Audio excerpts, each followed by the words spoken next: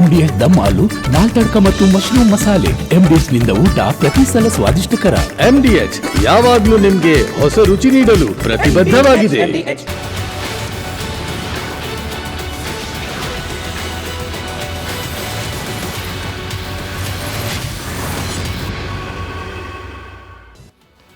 ಎಷ್ಟು ದಿನ ಕರ್ನಾಟಕದಲ್ಲಿ ನಡೀತಾ ಇದ್ದಂತಹ ಸಿಎಂ ಸಿಂಹಾಸನ ಸಮರ ಇದೀಗ ರಾಷ್ಟ್ರ ರಾಜಧಾನಿಗೆ ಶಿಫ್ಟ್ ಆಗಿದೆ.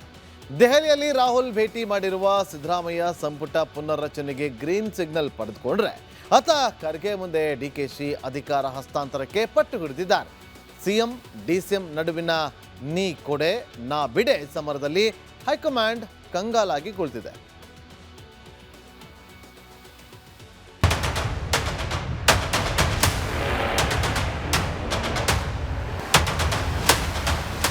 ನನ್ನ ಕೈಯಿಂದ ಸಿಎಂ ಕುರ್ಚಿ ತಪ್ಪೇ ಹೋಯ್ತು ಎಂದು ಕಂಗಾಲಾಗಿ ಕುಳಿತಿದ್ದ ಸಿದ್ದರಾಮಯ್ಯಗೆ ಬಿಹಾರ ಚುನಾವಣೆಯ ಫಲಿತಾಂಶ ಹೊಸ ಬೆಳಕು ಮೂಡಿಸಿದೆ. ಸಮರ್ಥ ನಾಯಕತ್ವ ಇಲ್ಲದೆ ಬುದ್ಧ ನಾಡಿನಲ್ಲಿ ರಾಹುಲ್ ಬಳಗ ಸೋತು ಸುಣ್ಣವಾದ ಮೇಲೆ ಅಹಿಂದ ನಾಯಕ ಸಿದ್ದರಾಮಯ್ಯಗೆ ಹೊಸ ಹುರುಪು ಬಂದಿದೆ. ನವೆಂಬರ್ 14ರ ಬಳಿಕ ದೆಹಲಿಯಲ್ಲೂ ಸಿದ್ದರಾಮಯ್ಯರ ವರ್ಚಸ್ಸು ಬದಲಾಗಿದ್ದು ಡಿಕೆಶಿ ಮುಂದೆ ಮತ್ತೆ ಅಹಿಂದ ರಾಮಯ್ಯರ ಶಕ್ತಿ ವೃದ್ಧಿಸಿದೆ. ಬೆಂಗಳೂರಿನ ಸಿದ್ದರಾಮಯ್ಯರ ನಿವಾಸ ಹೊಸ ಪವರ್ ಸೆಂಟರ್ ಆಗಿ ಬದಲಾಗಿದೆ.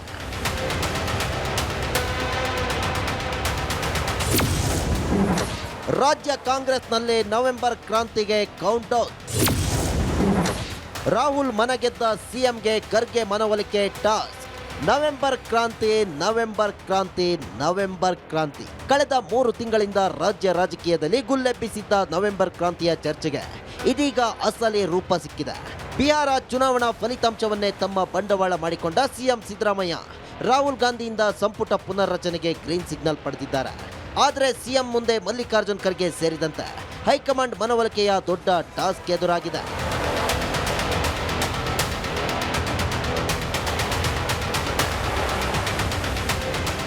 ಹೌದು, ರಾಷ್ಟ್ರ ರಾಜಕೀಯ ಮತ್ತು ದೇಶದಲ್ಲಿ ಕಾಂಗ್ರೆಸ್ನ ಭವಿಷ್ಯದ ದೃಷ್ಟಿಯಿಂದ ಮಾಸ್ ಲೀಡರ್ ಸಿದ್ದರಾಮಯ್ಯ ಷರತ್ತಿಗೆ ರಾಹುಲ್ ಗಾಂಧಿಯನ್ನು ತಲೆಯಾಡಿಸಿದ್ದಾರೆ.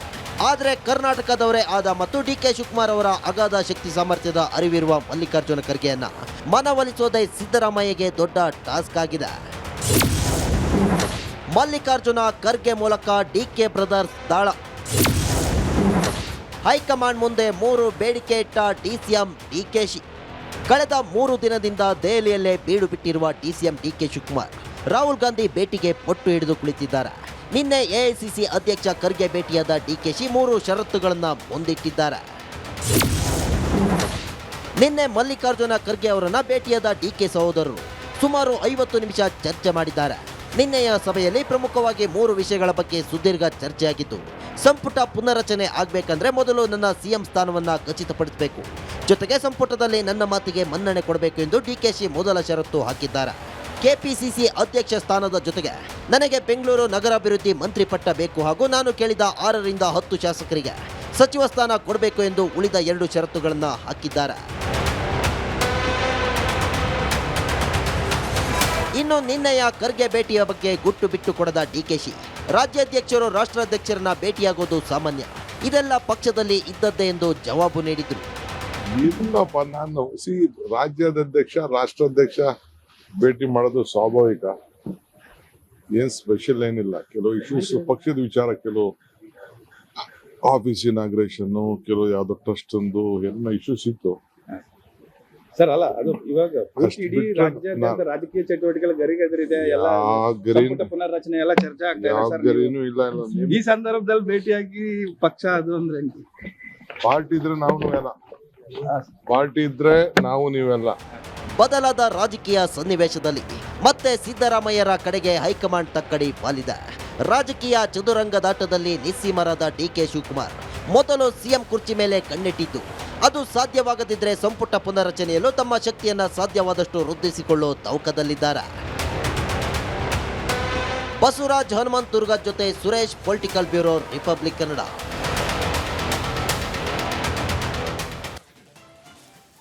ರಾಹುಲ್ ಗಾಂಧಿ ಸಂಪುಟ ಸರ್ಜರಿಗೆ ಅಸ್ತು ಅಂತ ಇದ್ದಂತೆ ರಾಜ್ಯ ಕಾಂಗ್ರೆಸ್ ಪಾಳ್ಯದಲ್ಲಿ ಮಿಂಚಿನ ಸಂಚಲನವಾಗ್ತಾ ಇದೆ. ಸಚಿವಾಕಾಂಕ್ಷಿಗಳು ಸಿದ್ದರಾಮಯ್ಯ ಅವರ ಬೆನ್ನು ಹತ್ತಿದ್ದು ರೇಸ್ ಕೋರ್ಸ್ನಲ್ಲಿರುವಂತಹ ಮುಖ್ಯಮಂತ್ರಿಗಳ ಮನೆ ಪವರ್ ಸೆಂಟರ್ ಆಗಿ ಬದಲಾಗಿದೆ.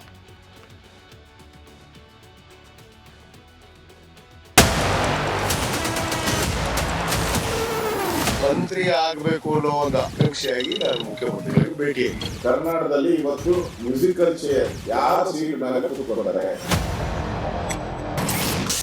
ಸಿಎಂ ಸಿದ್ದರಾಮಯ್ಯರಿಂದ ಸಂಪುಟ ಸರ್ಜರಿ ಸರ್ಕಸ್. ಮುಖ್ಯಮಂತ್ರಿ ಬೆನ್ನು ಬಿದ್ದ ಸಚಿವಾಕಾಂಕ್ಷಿಗಳ ದಂಡು. ರಾಜ್ಯ ಕಾಂಗ್ರೆಸ್ನಲ್ಲಿ ಅಧಿಕಾರ ಹಂಚಿಕೆಯೋ ಇಲ್ಲ ಸಂಪುಟ ಸರ್ಜರಿಯೋ ಅನ್ನೋ ಜಿಜ್ಞಾಸೆ ಮುಂದುವರೆದಿದೆ. ನಿನ್ನೆ ದೆಹಲಿಯಿಂದ ಬೆಂಗಳೂರಿಗೆ ಬಂದಿದ್ದ ಸಿದ್ದರಾಮಯ್ಯ ಇಂದು ಬೆಳಗ್ಗೆ ಮತ್ತೆ ಡೆಲ್ಲಿ ಫ್ಲೈಟ್ ಹತ್ತಿದ್ದು ಸಿದ್ದರಾಮಯ್ಯನವರ ಮನೆ ರಾಜಕೀಯ ಹಾಟ್ ಸೆಂಟರ್ ಆಗಿ ಬದಲಾಗಿದೆ. ಸಿಎಂ ಸಿದ್ದರಾಮಯ್ಯ ಸಂಪುಟ ಪುನರ್ರಚನೆಯ ಮಹಾಯಜ್ಞಕ್ಕೆ ಹೋಮಕುಂಡ ರೆಡಿ ಮಾಡ್ತಿದ್ದು ತಮ್ಮ ಆಪ್ತ ಬಳಗದ ಸಚಿವರೊಂದಿಗೆ ದೆಹಲಿಗೆ ಹೊರಡುವ ಮುನ್ನ ತಮ್ಮದೊಂದು ಪಟ್ಟಿ ಸಿದ್ಧ ಮಾಡಿಕೊಂಡಿದ್ದಾರೆ. ಇನ್ನು ಇಂದು ಬೆಳಗ್ಗೆ ಸಿಎಂ ನಿವಾಸಕ್ಕೆ ಸಾಲು ಸಾಲು ಸಚಿವರ ದಂಡೆ ಹರಿದು ಬಂದಿತ್ತು. ಸಚಿವರಾದ ಕೃಷ್ಣ ಬೈರೇಗೌಡ, ಮಹದೇವಪ್ಪ, ಶಾಸಕ ಬಿಆರ್ ಪಾಟೀಲ್, ಗ್ಯಾರಂಟಿ ಅನುಷ್ಠಾನ ಸಮಿತಿ ಅಧ್ಯಕ್ಷ ಎಚ್ಎಂ ರೇವಣ್ಣ ಜೊತೆ ಸಿದ್ದರಾಮಯ್ಯ ಚರ್ಚೆ ನಡೆಸಿದ್ರು. ಮಾಜಿ ಸಚಿವ ರಾಜಣ್ಣಗೆ ಮತ್ತೆ ಒಲಿಯುತ್ತ ಅದೃಷ್ಟ.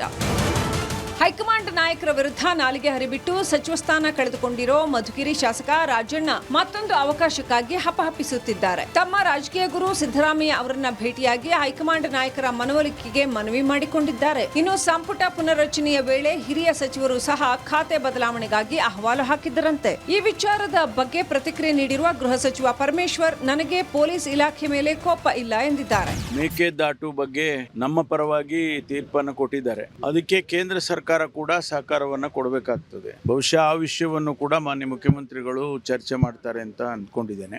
ಕಬ್ಬು ಬೆಲೆ ತೀರ್ಮಾನ ಮಾಡತಕ್ಕಂಥದ್ದು ಕೇಂದ್ರ ಸರ್ಕಾರ. ಪರ್ ಟನ್ ಇಷ್ಟು ಬೆಲೆ ಅಂತ ಹೇಳಿ ತೀರ್ಮಾನ ಮಾಡಿದ್ದಾರೆ. ಹೆಚ್ಚು ಕರ್ನಾಟಕದ ಮಟ್ಟಿಗೆ ಇನ್ನೂ ಹೆಚ್ಚು ಕೊಡಬೇಕಾಗ್ತದೆ ಅನ್ನುವಂಥದ್ದನ್ನ ಅವರ ಮುಂದೆ ಇಡೋದಕ್ಕೂ ಕೂಡ ಸಾಧ್ಯತೆ ಇದೆ. ಸಿದ್ದರಾಮಯ್ಯರೇ ದೇವರು ಎಂದ ಶಾಸಕ ಕಾಶಪ್ಪನವರ್. ಪಂಚಮಸಾಲಿ ಲಿಂಗಾಯತ ಕೋಟಾದಿಂದ ಸಚಿವ ಸ್ಥಾನಕ್ಕೆ ಟವೆಲ್ ಹಾಕಿರೋ ಹುನಗುಂದ ಶಾಸಕ ವಿಜಯಾನಂದ ಕಾಶಪ್ಪನವರ್, ಸಿದ್ದರಾಮಯ್ಯ ಅವರೇ ನಮಗೆ ದೇವರು ಅಂತ ಹೇಳಿದ್ದಾರೆ. ಮಂತ್ರಿ ಆಗಬೇಕು ಅನ್ನೋ ಒಂದು ಆಶೆಯಿಂದನೇ ಒಬ್ಬ ಆಕಾಂಕ್ಷೆಯಾಗಿ ನಾನು ಮುಖ್ಯಮಂತ್ರಿಗಳಿಗೆ ಭೇಟಿಯಾಗಿ ಕಾಂಗ್ರೆಸ್ ಪಕ್ಷದಲ್ಲೇ ಭದ್ರ ಒಂದು ಬುನಾದಿಯಾಗಿ ಕಾಂಗ್ರೆಸ್ ಪಕ್ಷದಲ್ಲಿ ನಾವು ಇದ್ದೀವಿ. ಕಾಂಗ್ರೆಸ್ ಪಕ್ಷದಲ್ಲಿ ಸೇವೆ ಸಲ್ಲಿಸಿದ್ದೀವಿ. ಅದಕ್ಕೆ ನಮ್ಮನ್ನು ಗುರುತಿಸಿ ಅಂತ ಕೇಳ್ಕೊಂಡಿದ್ವಿ ಅಷ್ಟೇ. ವಿಶ್ವಾಸ ಖಂಡಿತವಾಗಿ ಇದೆ. ನಮ್ಮ ನಾಯಕರು ಇಲ್ಲೇ ಇದಾರಲ್ಲ, ದೇವ್ರು ಇಲ್ಲೇ ಇದ್ದಾಗ ಅದೇನೋ ಅಂತಾರಲ್ಲ, ಬೇರೆ ಊರಿಗೆ ಹೋಗಿ ದೇವ್ರು ಹುಡುಕಿದ್ರಂತೆ. ದೇವ್ರು ಇಲ್ಲೇ ಇದ್ದಾರೆ. ನಮ್ಮ ಸಿದ್ದರಾಮಯ್ಯ ಅವರೇ ದೇವರು, ಡಿ.ಕೆ. ಶಿವಕುಮಾರ್ ಅವರೇ ದೇವರು, ಮತ್ತೆ ಯಾರು? ಇನ್ನು ಸಿದ್ದರಾಮಯ್ಯ ಮತ್ತು ಡಿ.ಕೆ. ಶಿವಕುಮಾರ್ ದೆಹಲಿ ಯಾತ್ರೆಗೆ ವಿಪಕ್ಷ ನಾಯಕ ಆರ್ ಅಶೋಕ್ ವ್ಯಂಗ್ಯವಾಡಿದ್ದಾರೆ. ಇಬ್ಬರ ನಡುವೆ 2.5 ವರ್ಷ ಒಪ್ಪಂದ ಆಗಿರುವುದು ಸತ್ಯ. ಈ ನಾಟಕ ಬೇಕಾ ಅಂತ ಕಿಡಿಕಾರಿದ್ದಾರೆ. ಕರ್ನಾಟಕದಲ್ಲಿರೋ ಸರ್ಕಾರ ಈಗ ಒಂದು ತೂಗು ಉಯ್ಯಾಲ ಇದೆ, ಮ್ಯೂಸಿಕಲ್ ಚೇರ್. ಕರ್ನಾಟಕದಲ್ಲಿ ಇವತ್ತು ಮ್ಯೂಸಿಕಲ್ ಚೇರ್ ಅಷ್ಟೇ ಇರೋದು. ಯಾರು ಸೀಟ್ ಮೇಲೆ ಕೂತ್ಕೊಂತಾರೆ ಆ ಮ್ಯೂಸಿಕಲ್ ಚೇರ್ ಅಷ್ಟೇ. ಅದು ನಡೀತಾ ಇರುವಂತ ಘಟನೆ. ಅದಕ್ಕೋಸ್ಕರ ಡೆಲ್ಲಿಗೆ ಹೋಗಿದ್ದಾರೆ. ಮೊನ್ನೆ ಎಲ್ಲ ಮಂತ್ರಿಗಳೆಲ್ಲ ಯಾಕೆ ಖರ್ಗೆ ಅವ್ರನ್ನ ಹೋಗಿ ಭೇಟಿ ಮಾಡಿದ್ರು? ಎಲ್ಲರೂ ನಮ್ಮನ್ನ ಕಂಟಿನ್ಯೂ ಮಾಡಿ ಅಂತ ಹೇಳಿ ಯಾಕೆ ಭೇಟಿ ಮಾಡಿದ್ರು? MLAಗಳು ಈಗಾಗಲೇ ಬಟ್ಟೆ ಎಲ್ಲ ಹೊಲ್ಸ್ಕೊಂಡು ಮಂತ್ರಿ ಆಗಕ್ಕೆ ಅವರೆಲ್ಲ ಯಾಕೆ ಪೆರೇಡ್ಗಳನ್ನ ಮಾಡ್ತಾ ಇದ್ದಾರೆ? ಏನು ಇಲ್ಲ ಅಂದ್ರೆ ಇವೆಲ್ಲ ಯಾಕೆ ನಡೀತಾ ಇದೆ? ಡಿಸೆಂಬರ್ 5ರಿಂದ ಬೆಳಗಾವಿಯ ಸುವರ್ಣಸೌಧದಲ್ಲಿ ಚಳಿಗಾಲದ ಅಧಿವೇಶನ ಆರಂಭವಾಗಲಿದೆ. ಅಷ್ಟರೊಳಗೆ ಸಿದ್ದರಾಮಯ್ಯ ಸಂಪುಟ ಪುನರ್ರಚನೆ ಮಾಡ್ತಾರಾ, ಇಲ್ಲ ಅಧಿವೇಶನ ಮುಗಿದ ಮೇಲೆ ಸಂಪುಟ ಸರ್ಜರಿಗೆ ಮುಹೂರ್ತ ಇಡ್ತಾರಾ ಅನ್ನೋದು ದೆಹಲಿ ಹೈಕಮಾಂಡ್ ಕೈಯಲ್ಲಿದೆ. News desk, Republic Kannada.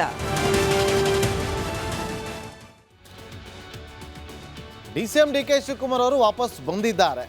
ಆದರೆ ಬರಿಗೈನಲ್ಲಿ ಬಂದಿದ್ದಾರೆ ಅಂತ ಹೇಳಲಾಗ್ತಾ ಇದೆ. ಯಾಕೋ ಡೌಟ್. ಪಕ್ಷದ ಶಿಸ್ತಿನ ಸಿಪಾಯಿ ದೆಹಲಿಗೆ ಹೋಗಿ 3 ದಿನ ಇದ್ದು ಬರಿಗೈಯಲ್ಲಿ ಬರ್ತಾರೆ ಅಂತಂದರೆ ಜನಸಾಮಾನ್ಯರು ನಂಬೋದು. ಆದರೆ ಅವರ ಆಪ್ತ ವಲಯದಲ್ಲಿ ಯಾರು ಕೂಡ ನಂಬೋದಕ್ಕೆ ಸಾಧ್ಯವೇ ಇಲ್ಲ. 3 ದಿನ ದೆಹಲಿಯಲ್ಲಿದ್ದು ಬರಿಗೈಯಲ್ಲಿ ವಾಪಸ್ ಬಂದಿದ್ದಾರೆ ಅಂತೇಳಿ ಇವತ್ತು ರಾಜಕೀಯ ಪಡಸಾಲೆಯಲ್ಲಿ ಚರ್ಚೆ ಆಗ್ತಾ ಇರೋದು. ಇದು ರಾಜಕೀಯ ಪಡಸಾಲೆಯಲ್ಲಿ ಚರ್ಚೆ ಆಗ್ತಾ ಇರುವಂಥ ವಿಚಾರ. 3 ದಿನ ದೆಹಲಿಯಲ್ಲಿ ಬಿಡುಬಿಟ್ಟಿದ್ರು. ಶನಿವಾರ ಹೋಗ್ತಾರೆ. ಶನಿವಾರ ಹೋಗಿ ಇಮಿಡಿಯೇಟ್ ರಾಹುಲ್ ಗಾಂಧಿ ಅವರನ್ನ ಭೇಟಿ ಮಾಡೋದಕ್ಕೆ ಅವಕಾಶವನ್ನು ಕೇಳ್ತಾರೆ. ಪಾಸಿಟಿವ್ ಆಗಿ ಒಂದು ರೆಸ್ಪಾನ್ಸ್ ಅಂತ ಸಿಗುತ್ತೆ, ಓಕೆ ಮೀಟ್ ಮಾಡೋಣ ಅಂತೇಳಿ. ಆದರೆ ಸಮಯ ನಿಗದಿ ಆಗೋದಿಲ್ಲ, ಟೈಮ್ ಹೇಳ್ತೀವಿ ಅಂತ ಹೇಳ್ತಾರೆ. ಅದಾದಮೇಲೆ ರಾಹುಲ್ ಗಾಂಧಿ ಅವ್ರನ್ನ ಮೀಟ್ ಮಾಡೋದಕ್ಕೆ ಆಗೋದೇ ಇಲ್ಲ. ರಾಹುಲ್ ಗಾಂಧಿ ಅವರ ದರ್ಶನದ ಭಾಗ್ಯ ಸಿಗೋದೇ ಇಲ್ಲ. ನಿನ್ನೆ ಇಡೀ ದಿನ ದೆಹಲಿಯಲ್ಲೇ ಇರ್ತಾರೆ. ಇವತ್ತು ಸಂಜೆವರೆಗೂ ಕೂಡ ದೆಹಲಿಯಲ್ಲೇ ಇರ್ತಾರೆ. ಆದರೂ ಕೂಡ ರಾಹುಲ್ ಗಾಂಧಿ ಅವರನ್ನು ಭೇಟಿ ಮಾಡೋದಕ್ಕಾಗೋದಿಲ್ಲ. ಕಾರಣಗಳನ್ನು ಹುಡುಕ್ತಾ ಹೋದಾಗ ಅಲ್ಲಿ ಒಂದಷ್ಟು ವಿಚಾರಗಳು ಮುನ್ನೆಲೆಗೆ ಬಂತು. ಸದನದ ಸಂದರ್ಭದಲ್ಲಿ DCM DK ಶಿವಕುಮಾರ್ ಅವರು RSS ಗೀತೆಯನ್ನು ಹಾಡಿದ್ರು, ಅದರಿಂದ ಬೇಸರವನ್ನು ಮಾಡಿಕೊಂಡಿದ್ರು. ಕೆಲ ಕಾಂಗ್ರೆಸ್ ನಾಯಕರೇ ರಾಹುಲ್ ಗಾಂಧಿ ಅವರಿಗೆ ಕಂಪ್ಲೇಂಟನ್ನು ಮಾಡಿದರು. ಈ ಥರ ನಾವು ಹಾಡನ್ನು ಹಾಡಿಬಿಟ್ರೆ ಅದು ಬೇರೆ ಥರ ಪೋರ್ಟ್ರೇಟ್ ಆಗುತ್ತೆ ಅನ್ನೋದು ಒಂದು ಸಂದೇಶವನ್ನು ಕೊಡ್ತಾರೆ. ಅದರಿಂದ ಕೋಪ ಮಾಡ್ಕೊಂಡಿದ್ರಂತೆ ರಾಹುಲ್ ಗಾಂಧಿ ಅವರು. ಆ ಕೋಪ ಇನ್ನೂ ಹಾಗೇ ಇದೆ. ಹಾಗಾಗಿ DK ಶಿವಕುಮಾರ್ ಅವರನ್ನ ಭೇಟಿ ಮಾಡೋದಕ್ಕೆ ಸಾಧ್ಯ ಆಗಲಿಲ್ಲ ಅಂತ ಎಲ್ಲರೂ ಹೇಳ್ತಾರೆ. ಆದರೆ ಒಂದು ದೃಶ್ಯಾವಳಿ ಸಾಕಷ್ಟು ವೈರಲ್ ಆಗ್ತಾ ಇತ್ತು, ನೀವು ಕೂಡ ಗಮನಿಸಿರ್ತೀರಿ. ಬಿಹಾರ ಚುನಾವಣೆಯ ಪ್ರಚಾರಕ್ಕೆ ಅಂತ ಹೋದಾಗ ರಾಹುಲ್ ಗಾಂಧಿ ಅವರು ಆ ರ್ಯಾಲಿಯಲ್ಲಿ ವಾಹನದ ಮೇಲೆ ನಿಂತಿರ್ತಾರೆ. ಎಡಭಾಗದಲ್ಲೇ DK ಶಿವಕುಮಾರ್ ಅವರು ಹೋಗಿರ್ತಾರೆ. ಅದೇನು ಜಾಸ್ತಿ ದಿನ ಏನಾಗಿಲ್ಲ. ಹಾಗಾಗಿ ಇಲ್ಲಿ ಅದೇ ಕಾರಣ ಅಂತ ಹೇಳಿದ್ರು ಕೂಡ ಅದನ್ನು ಯಾರು ನಂಬೋದಕ್ಕೆ ಸಾಧ್ಯ ಇಲ್ಲ. ಕೆಲ ರಾಜಕೀಯ ವಿಶ್ಲೇಷಕರು ಈ ವಿಚಾರವನ್ನು ಕೂಡ ಪ್ರಸ್ತಾಪ ಮಾಡ್ತಾರೆ. ಮತ್ತೊಂದು ಕಡೆ ಇವತ್ತೇ ವಾಪಸ್ ಬಂದ್ಬಿಟ್ರಲ್ಲ DK ಶಿವಕುಮಾರ್ ಅವರು, ಯಾಕೆ ಅಂತ ನೋಡಿದಾಗ ರಾಹುಲ್ ಗಾಂಧಿ ಅವರು ವಿದೇಶ ಪ್ರವಾಸವನ್ನು ಕೈಗೊಂಡಿದ್ದಾರೆ. ಹಾಗಾಗಿ ಅವರು ವಿದೇಶ ಪ್ರವಾಸದ ಬೆನ್ನಲ್ಲೇ ಇವರು ವಾಪಸ್ ಆಗಿದ್ದಾರೆ ಅಂತೇಳಿ. ಆದರೆ ಏನೇ ಆಗಲಿ ನಾನು ರಾಹುಲ್ ಗಾಂಧಿ ಅವರನ್ನು ಭೇಟಿ ಮಾಡಲೇಬೇಕು ಅಂತೇಳಿ ಪಟ್ಟು ಹಿಡಿದು ಕೂತಿದ್ರು DK ಶಿವಕುಮಾರ್ ಅವರು. ಅಲ್ಲ ರೀ, ಇವತ್ತು ಕಾಂಗ್ರೆಸ್ ಪಕ್ಷಕ್ಕೋಸ್ಕರ ತಿಹಾರ್ ಜೈಲ್ಗೆ ಹೋಗಿ ಬಂದಂಥವ್ರು, ಜೈಲು ವಾಸವನ್ನು ಅನುಭವಿಸಿ ಬಂದಂಥವ್ರು DK ಶಿವಕುಮಾರ್ ಅವರು ಭೇಟಿಗೆ ಅವಕಾಶ ಕೇಳಿದ್ರೆ ರಾಹುಲ್ ಗಾಂಧಿ ಅವರು ಭೇಟಿಗೆ ಅವಕಾಶ ಕೊಟ್ಟಿಲ್ಲ ಅಂತಂದರೆ ಯಾರು ನಂಬೋದಕ್ಕೆ ಸಾಧ್ಯನಾ? ಹೇಳೋಕ್ಕಾಗಲ್ಲ, ಇದ್ರೂ ಇರ್ಬೋದು. ಆದರೆ 90% ಡೌಟ್ ಅಂತ ಹೇಳಲಾಗ್ತದೆ. ಅಂದರೆ ಅವರನ್ನು ಮನವೊಲಿಸೋದಕ್ಕೆ DK ಶಿವಕುಮಾರ್ ಅವರು ರಣತಂತ್ರವನ್ನು ಹೂಡಿದ್ದಾರೆ ಇರ್ಬೋದು. ತಾನೊಬ್ಬ ಪಕ್ಷದ ಶಿಸ್ತಿನ ಸಫಾಯಿ ಅಂಥೇಳಿ ಪದೇ ಪದೇ ಪದೇ ಅವರು ಹೇಳ್ಕೊಳ್ಳೋದು ಅವಶ್ಯಕತೆನೇ ಇಲ್ಲ. ಆಲ್ರೆಡಿ ಅದು ಸಾಬೀತಾಗಿದೆ. ಆದರೂ ಕೂಡ ಮತ್ತೊಮ್ಮೆ ಅದಕ್ಕೆ ಶತಪ್ರಯತ್ನಕ್ಕೆ ಮುಂದಾಗಿದ್ದಾರೆ DK ಶಿವಕುಮಾರ್ ಅನ್ನೋದು ರಾಜಕೀಯ ಪಡಸಾಲೆಯಲ್ಲಿ ಚರ್ಚೆ ಆಗ್ತಾ ಇರೋದು. ಇದೆಲ್ಲ ಆಗುತ್ತೆ, ಹೊರಗಡೆ ಬರ್ತಾರೆ, ಮಾಧ್ಯಮದವ್ರ ಮುಂದೆ ಮಾತಾಡ್ತಾರೆ. ಏನು ಸರ್, ಹೈಕಮಾಂಡನ್ನು ಮೀಟ್ ಮಾಡಿದ್ರಂತೆ, ಏನು ಚರ್ಚೆ ಆಯಿತು? ಮಲ್ಲಿಕಾರ್ಜುನ್ ಖರ್ಗೆ ಅವ್ರನ್ನ ಮೀಟ್ ಮಾಡಿದ್ರಂತೆ, ಏನು ಚರ್ಚೆ ಆಯಿತು? ರಾಹುಲ್ ಗಾಂಧಿ ಯಾಕೆ ಮೀಟ್ ಮಾಡಲಿಲ್ಲ ಅನ್ನೋ ಪ್ರಶ್ನೆಗಳು ಸಾಮಾನ್ಯವಾಗಿ ಮಾಧ್ಯಮದವ್ರು ಕೇಳಿದ್ರಲ್ಲ. ಆಗ ಅವರು ಹೇಳಿದ್ದು, ಪಕ್ಷದ ಕೆಲಸಗಳಿರ್ತವೆ, ನಮ್ಗೆ ಅದೊಂದೇ ಕೆಲಸನಾ? ಪಕ್ಷದ ವಿಚಾರವಾಗಿ ನಾನು ಮಾತಾಡೋಕ್ಕೆ ಬಂದಿದ್ದೀನಿ, ನನಗೆ ಪಕ್ಷ ಬಿಟ್ಟರೆ ಬೇರೆ ಏನೂ ಇಲ್ಲ, ನಾನು ಪಕ್ಷದ ಶಿಸ್ತಿನ ಸಿಪಾಯಿ ಎನ್ನುವ ವಿಚಾರದಲ್ಲೇ ಪ್ರತಿಕ್ರಿಯೆಯನ್ನು ಕೊಡ್ತಾರೆ. ನಾನು ಅಂದ್ಕೊಂಡಿರುವಂತೆ 100 ಭವನಗಳ ಶಂಕುಸ್ಥಾಪನೆ ಮಾಡಬೇಕು ಅಂತ ಒಂದು ಕಾರ್ಯಕ್ರಮ ಹಾಕ್ಕೊಂಡಿದ್ದೀವಿ. ಟೈಮ್ ಇರಲಿಲ್ಲ, ಬೇರೆ ಬೇರೆ ಕೆಲಸಗಳಲ್ಲಿ ಬ್ಯುಸಿಯಾಗಿದ್ದರು ಎಲ್ಲರೂ, ಚುನಾವಣೆ ಇತ್ತು. ಹಾಗಾಗಿ ಈಗ ಟೈಮ್ ಕೇಳೋಕ್ಕೆ ಬಂದಿದ್ದೀನಿ. ನಾನು ಕಾರ್ಯಕ್ರಮಕ್ಕೆ ರಾಹುಲ್ ಗಾಂಧಿ ಅವರನ್ನು ತರಬೇಕು ಅಂತೇಳಿ ಹಠಕ್ಕೆ ಬಿದ್ದಿರೋದು ಅಂಥೇಳಿ ಪ್ರತಿಕ್ರಿಯೆಯನ್ನು ಕೊಡ್ತಾರೆ. ಜೊತೆಗೆ ನವೆಂಬರ್ ಅಂತ್ಯಕ್ಕೆ ಶಂಕುಸ್ಥಾಪನೆ ಮಾಡೋದಕ್ಕೂ ಕೂಡ ಒಂದು ಮೆಗಾ ಪ್ಲಾನನ್ನು ಮಾಡಿಕೊಂಡಿದ್ದೀವಿ ಅಂತ ಹೇಳ್ತಾರೆ.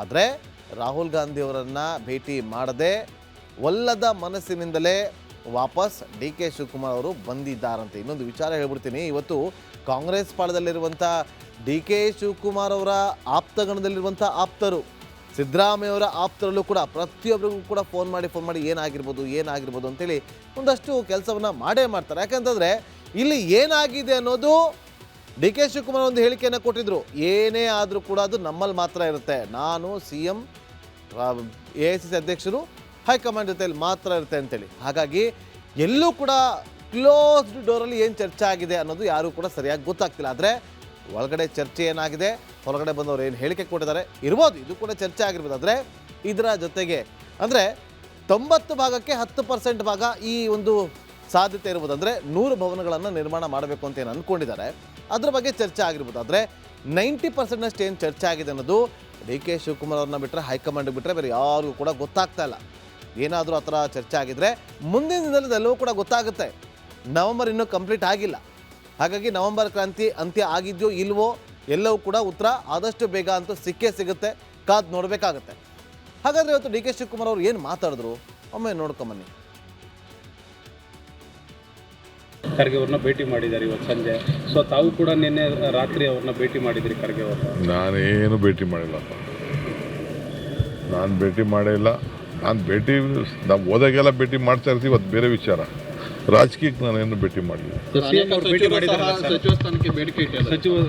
ಅವರು ಕೂಡ ಬೇಡಿಕೆ ಇಟ್ಟಿದ್ದಾರೆ. ಎಲ್ಲ ಶಾಸಕರೆಲ್ಲ ಸಚಿವರಾಗೋ ಲೆಕ್ಕಾಚಾರದಲ್ಲಿದ್ದಾರೆ ಸರ್, ನಡೆಯುತ್ತೆ? ತಪ್ಪೇನಿದೆ, ಎಲ್ಲರಿಗೂ ಹಕ್ಕಿದೆಯಲ್ಲ. MLA ಆದವರು MLC ಆದವರು ಎಲ್ಲರಿಗೂ ಹಕ್ಕಿದೆ. ಎಷ್ಟೋ ಜನಕ್ಕೆ ಏನು ಆಗದೆ ಹೋದವ್ರನ್ನ ನಾಳೆ ಬೆಳಗ್ಗೆ ಮಿನಿಸ್ಟರ್ ಮಾಡೋಂಥ ಅವಕಾಶಗಳು ಹಿಂದೆ ಆಗಿಲ್ವಾ? MLA ಇಲ್ಲದೆ ಹೋದವ್ರನ್ನ MLC ಇಲ್ಲದೆ ಹೋದವ್ರನ್ನ ಮಂತ್ರಿ ಮಾಡೋಷ್ಟು ಅವಕಾಶ ಮುಖ್ಯಮಂತ್ರಿಗಳಿರ್ತದೆ. ಸೊ ಯಾರು ಪಕ್ಷಕ್ಕೋಸ್ಕರ ದುಡಿದಿರ್ತಾರೆ ಅವರೆಲ್ಲ ಏನಾದ್ರು ಒಂದು ಅಧಿಕಾರ ಬೇಕು ಅಂತ ಆಸೆ ಪಡ್ತಾರೆ. ಅವ್ರ ಆಸೆಗೆ ನಾವು ತಪ್ಪು ಅಂತ ಹೇಳೋಕ್ಕಾಗ್ತದ? ಖರ್ಗೆ ಅವ್ರನ್ನ ಭೇಟಿ ಮಾಡಿದ್ದಾರೆ ಇವತ್ತು ಸಂಜೆ. ಸೊ ತಾವು ಕೂಡ ನಿನ್ನೆ ರಾತ್ರಿ ಅವ್ರನ್ನ ಭೇಟಿ ಮಾಡಿದ್ರಿ ಖರ್ಗೆ ಅವ್ರನ್ನ. ನಾನೇ ಇನ್ನೊಂದು CM ಸಿದ್ದರಾಮಯ್ಯ ಅವರು ಹೋಗಿದ್ರು. ಅವರು ಹೋಗಿ ಖರ್ಗೆ ಅವರನ್ನ ಭೇಟಿ ಮಾಡಿದ್ರು, ರಾಹುಲ್ ಗಾಂಧಿ ಅವರನ್ನ ಕೂಡ ಭೇಟಿ ಮಾಡಿದ್ರು. ಈ ಟೈಮಲ್ಲಿ ಒಂದಷ್ಟು ಚರ್ಚೆಗಳಾಗಿದೆ. ಹಾಗಾದರೆ ಸರ್ಜರಿಗೆ ಗ್ರೀನ್ ಸಿಗ್ನಲ್ ಸಿಗುತ್ತಾ ಅನ್ನೋ ಪ್ರಶ್ನೆಗಳು ಸಾಮಾನ್ಯವಾಗಿ ಉದ್ಭವ ಆಗುತ್ತೆ. ನೋಡಿ, ದೆಹಲಿಯಲ್ಲಿ ಸಿದ್ದರಾಮಯ್ಯ ಅವರು ಮತ್ತು ಮಲ್ಲಿಕಾರ್ಜುನ್ ಖರ್ಗೆ ಅವರು ಇಬ್ಬರು ಕೂಡ ಸಭೆಯನ್ನು ಮಾಡ್ತಾರೆ. ಸುಮಾರು 1 ಗಂಟೆಗೂ ಹೆಚ್ಚು ಕಾಲ ಉಭಯ ನಾಯಕರು ಮಾತುಕತೆ ನಡೆಸ್ತಾರೆ. ಇವತ್ತು ಸಂಜೆ ಈಗ ಮೀಟಿಂಗ್ ಮುಗಿಸ್ಕೊಂಡು ಅವರು ಬೆಂಗಳೂರಿನತ್ತ ಹೊರಟಿದ್ದಾರೆ. 10:10 ಅಷ್ಟೊತ್ತಿಗೆ ಬೆಂಗಳೂರು ರೀಚ್ ಆಗ್ತಾರೆ ಸಿದ್ದರಾಮಯ್ಯ ಅವರು. ಯಾವುದೇ ಪ್ರತಿಕ್ರಿಯೆಯನ್ನು ಕೊಡಲಿಲ್ಲ. ಆತುರವಾಗಿ ಬಂದಿದ್ದಾರೆ. ಅದಕ್ಕೊಂದು ಕಾರಣ ಇದೆ. ಅವರ ಪತ್ನಿ ಆಸ್ಪತ್ರೆಗೆ ದಾಖಲಾಗಿದ್ದಾರೆ ಆರೋಗ್ಯದ ವಿಚಾರವಾಗಿ. ಅವರನ್ನು ನೋಡೋದಕ್ಕೆ ಅಂತೇಳಿ ಅವರು ಬರ್ತಿದ್ದಾರೆ ಅನ್ನೋದು ಮಾಹಿತಿ ಕೂಡ ಇದೆ. ಸೊ ಸಂಪುಟ ವಿಸ್ತರಣೆ ಸಂಬಂಧ ಚರ್ಚೆಯನ್ನು ಮಾಡಿದ್ದಾರೆ ಇಬ್ಬರು ನಾಯಕರು. ಈಗ ಯಾವ ಕಾರಣಕ್ಕೋಸ್ಕರ ಮಲ್ಲಿಕಾರ್ಜುನ್ ಖರ್ಗೆ ಅವರ ಜೊತೆ ಸಂಪುಟ ವಿಸ್ತರಣೆಯ ಬಗ್ಗೆ ಚರ್ಚೆ ಮಾಡಿದ್ದಾರೆ ಅನ್ನೋದನ್ನು ನಾವು ನೋಡೋದಾದರೆ, ರಾಹುಲ್ ಗಾಂಧಿ ಅವರನ್ನ ಮೀಟ್ ಮಾಡಿದಾಗ ನೋಡಿ, ನೀವು ಮತ್ತು DK ಶಿವಕುಮಾರ್ ಅವರು ಇಬ್ಬರು ಕೂಡ ಕುತ್ಕೊಂಡು ಒಂದು ಫೈನಲ್ ಮಾಡಿ ಒಂದು ಪಟ್ಟಿ ತೊಗೊಂಬನ್ನಿ, ಆಮೇಲೆ ನಾವು ಕಾಲ್ ತಗೊಳ್ಳೋಣ ಅಂತೇಳಿ ನೀವು ಮಾಡಿ ಅಂತೇಳಿ ಗ್ರೀನ್ ಸಿಗ್ನಲ್ ಕೊಟ್ಟರಂತೆ.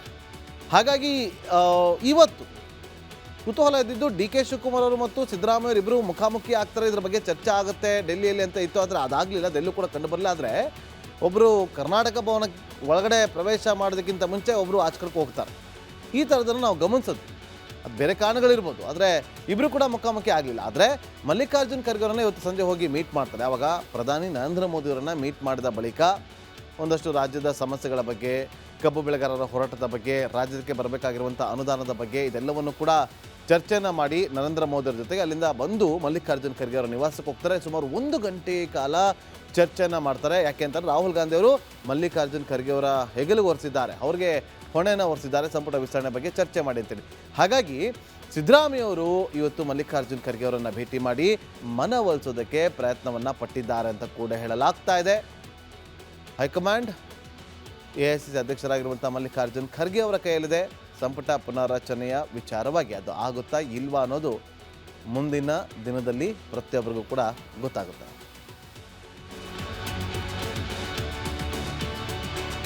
ಇನ್ನು ಸಿದ್ದರಾಮಯ್ಯ ಅವರ ಜೊತೆ ಜೋಡೆತ್ತಿನಂತೆ ನಿಂತು 2023ರಲ್ಲಿ ಕಾಂಗ್ರೆಸ್ ಸರ್ಕಾರವನ್ನು ಪ್ರತಿಷ್ಠಾಪಿಸಿದ DKಶಿ ಪಾಲಿಗೆ CM ಚೇರು ಇನ್ನೂ ಗಗನ ಕುಸುಮವಾಗಿಯೇ ಉಳಿದಿದೆ. ಸಾಫ್ಟ್ ಹಿಂದುತ್ವದ ಮಂತ್ರ ಜಪಿಸಿ ಕಾಂಗ್ರೆಸ್ಗೆ ವೋಟ್ ಬೇಸ್ ಗಟ್ಟಿ ಮಾಡಿದ್ದ DCMಗೆ ಈಗ ಅದೇ ಹಿಂದುತ್ವವೇ ತಿರುಗುಬಾಣವಾಯ್ತಾ ಅನ್ನೋ ಅನುಮಾನ ಮೂಡ್ತಾ ಇದೆ. ಈ ರಿಪೋರ್ಟ್ ನೋಡಿ. ನಮಸ್ತೆ ಸದಾ ವತ್ಸಲೆ ಮಾತೃಭೂಮಿ. ನಮಸ್ತೆ ಸದಾ ವತ್ಸಲೆ ಮಾತೃಭೂಮೆ ತ್ವಯಾ ಹಿಂದೂ ಭೂಮೆ ಸುಖಂ ವರ್ಧಿತೋಹಂ. ಇದು ರಾಷ್ಟ್ರೀಯ ಸ್ವಯಂ ಸೇವಕ ಸಂಘಟನೆಯ ಪ್ರಾರ್ಥನಾ ಗೀತೆ. ಸಂಘದ ಶಿಬಿರವೇ ಆಗಿರಲಿ, ಕಾರ್ಯಕ್ರಮ ಬೈಠಕ್ಗಳೇ ಇರಲಿ, ಮೊದಲು ನಮಸ್ತೆ ಸದಾ ವತ್ಸಲೆ ಮಾತೃಭೂಮಿ ಹೇಳಿಯೇ ಮುಂದಿನ ಕಾರ್ಯಕ್ರಮ ನಡೆಯೋದು. ಆದರೆ ಈ ಗೀತೆಯನ್ನ ವಿಧಾನಸಭೆಯೊಳಗೆ ಸ್ವತಃ DCM DKಶಿ ಹಾಡಿದ್ರು. ಮಾತ್ರವಲ್ಲ, ನನಗೂ RSS ನಂಟಿದೆ ಅನ್ನೋ ಶಾಕಿಂಗ್ ಹೇಳಿಕೆ ನೀಡಿದ್ರು. DKಶಿಗೆ ಮುಖ್ಯಮಂತ್ರಿ ಗದ್ದುಗೆ ತಪ್ಪಿಸುತ್ತಾ ಸಂಘ ಗೀತೆ. RSS ಹೊಗಳಿ ರಾಹುಲ್ ಕೆಂಗಣ್ಣಿಗೆ ಗುರಿಯಾದ್ರ DK.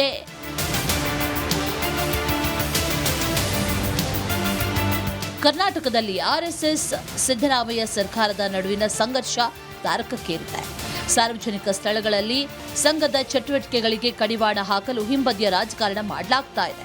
ಕಲಬುರಗಿ ಯಾದಗಿರಿಯಲ್ಲಿ RSS ಪರೇಡ್ಗೆ ಕೋರ್ಟ್ನಿಂದ ಅನುಮತಿ ಪಡೆಯಲಾಗಿದ್ದು, ಸಚಿವ ಪ್ರಿಯಾಂಕ್ ಖರ್ಗೆ ತವರಲ್ಲಿ ನಿನ್ನೆ RSS ಶಕ್ತಿ ಪ್ರದರ್ಶನ ಮಾಡಿದ್ರೆ, ಅತ್ತ RSS ವಿರುದ್ಧದ ಹೋರಾಟ ಈಗ ಆರಂಭ ಅಂತ ಚಿತ್ತಾಪುರದ ಶಾಸಕರು ಗುಡುಗಿದ್ದಾರೆ. ಈಗ ನಾನು ಹೇಳ್ತಾ ಇದ್ದೀನಲ್ಲ, ಇದೆಲ್ಲ ಮುಗಿಲಿ ನಿಮ್ದೆಲ್ಲ ಬಿಹಾರ ಅವು ಇವೆಲ್ಲ. ಇವ್ರು ಹೆಂಗೆ ಇನ್ಕಮ್ ಟ್ಯಾಕ್ಸ್ ಅವಾಯ್ಡ್ ಮಾಡ್ತಾ ಇದ್ದಾರೆ ತೋರಿಸ್ತೀನಿ ನಿಮ್ಗೆ. ಇವ್ರು ಯಾಕೆ ರಿಜಿಸ್ಟರ್ ಆಗ್ತಾ ಇಲ್ಲ ಅಂದ್ರೆ, ಇವ್ರದ್ದು ರಿಜಿಸ್ಟರ್ ಆಗ್ಬಿಟ್ರೆ ಇವ್ರು ಟ್ಯಾಕ್ಸ್ ಆಂಬಿಟಿಗೆ ಬರ್ತಾರೆ. ಇವರು ಸೊಸೈಟಿನಲ್ಲಿ ರಿಜಿಸ್ಟರ್ ಆಗ್ಬೇಕು, ಕೋಆಪರೇಟಿವ್ ನಲ್ಲಿ ರಿಜಿಸ್ಟರ್ ಆಗ್ಬೇಕು, ಅಥವಾ ಅಸೋಸಿಯೇಷನ್ ಆಫ್ ಪೀಪಲ್ ಅಥವಾ ಬಾಡಿ ಆಫ್ ಇನ್ಸ್ಟಿಟ್ಯೂಷನ್ಸ್ ಅಲ್ಲಿ ರಿಜಿಸ್ಟರ್ ಆಗ್ಬಿಟ್ರೆ, ಇವು ಯಾರು ಗುರು ದಕ್ಷಿಣ ಅಂತ ಹೇಳ್ತಾ ಇದಾರಲ್ಲ, ಆ ಗುರು ದಕ್ಷಿಣನೂ ಕೂಡ ಇದು ಆಗ್ಬೇಕು, ಆಡಿಟ್ ಆಗ್ಬೇಕಲ್ಲ. ಒಂದೆಡೆ ಸಿದ್ದರಾಮಯ್ಯ ಮತ್ತು ಅವರ ಆಪ್ತ ಬಳಗದ ಸಚಿವರು ಆರ್ಎಸ್ಎಸ್ ವಿರುದ್ಧ ಸಮರ ಸಾರಿದ್ರೆ ಡಿಕೆಶಿ ಟೀಮ್ ಮಾತ್ರ ಸಾಫ್ಟ್ ಹಿಂದುತ್ವದ ಜಪ ಮಾಡ್ತಿದೆ.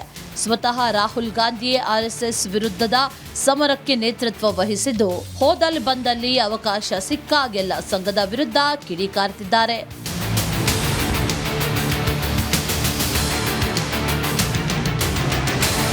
ಒಂದೆಡೆ ಸಂಘದ ವಿರುದ್ಧ ರಾಹುಲ್ ಗಾಂಧಿ ಸಮರ ಸಾರಿರುವ ಹೊತ್ತಲ್ಲಿ ಕರ್ನಾಟಕದ ಡಿಸಿಎಂ ಆರ್ಎಸ್ಎಸ್ ಗೀತೆಯನ್ನ ವಿಧಾನಸಭೆಯಲ್ಲಿ ಹಾಡೋದು ಅಂದ್ರೆ ಏನು? ನಮಸ್ತೆ ಸದಾ ವತ್ಸಲೆ ಮಾತೃಭೂಮಿ ಹಾಡಿದ ಡಿಕೆಶಿ ಮೇಲೆ ರಾಹುಲ್ ಗಾಂಧಿ ಮುನಿದ್ರಾ ಅನ್ನೋ ಚರ್ಚೆ ರಾಜಕೀಯ ಪಡಸಾಲೆಯಲ್ಲಿ ನಡೀತಾ ಇದೆ. ಒಂದು ಕಾಲದಲ್ಲಿ ಸೋನಿಯಾ ಗಾಂಧಿಯ ನೀಲಿಗಣ್ಣಿನ ಹುಡುಗನಾಗಿದ್ದ ಡಿಕೆಶಿಗೆ ಈಗ ಮೊದಲಿನಂತೆ ಹೈಕಮಾಂಡ್ ಗರ್ಭಗುಡಿಗೆ ಎಂಟ್ರಿ ಸಿಗ್ತಿಲ್ಲ. ಸತತ 1 ವರ್ಷದಿಂದ ರಾಹುಲ್ ಗಾಂಧಿ ಭೇಟಿಗೆ ಶಿವಕುಮಾರ್ ಕಾಯ್ತಿದ್ರು. ಇದೆಲ್ಲ ಬೆಳವಣಿಗೆಗಳನ್ನು ಗಮನಿಸಿದ್ರೆ ಡಿಕೆಶಿ ಮೇಲೆ ರಾಹುಲ್ ಮುನಿದ್ರಾ ಅನ್ನೋ ಚರ್ಚೆಗೆ ರೆಕ್ಕೆ ಪುಕ್ಕಗಳು ಬೆಳೆಯಲು ಆರಂಭಿಸಿದೆ. Basavaraj, political bureau, republic Kannada.